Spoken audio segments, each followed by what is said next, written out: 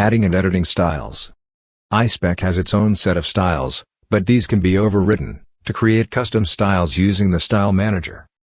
To edit the styles, click the Styles submenu under the Administration main menu. The default system styles are body and headings 1 to 6. Select the global settings, and choose which heading groups to show in the table of contents. Click the Body section to change the document body attributes. Fonts, colors, paddings, margins and borders can all be customized. Edit an attribute and click the Update button to save the style.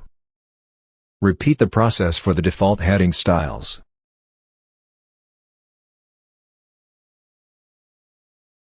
Custom attributes can also be added by clicking the Add New Attribute button, and entering the parameters.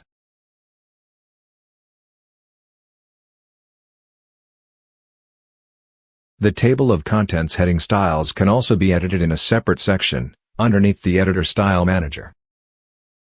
If extra styles are needed, click the Add Style button, enter a style name, choose to include in the editor's CSS style selector, edit the attributes, and update the style.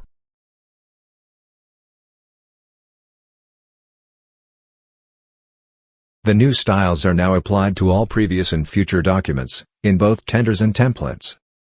To remove any styles, go back to the Style Manager. Click a style, and click the icon next to the attribute. Click the Reset link to remove all the attributes in the style. Or click the Delete button to delete the style completely. Now, when a document is opened, it will be back to the iSpec default styles.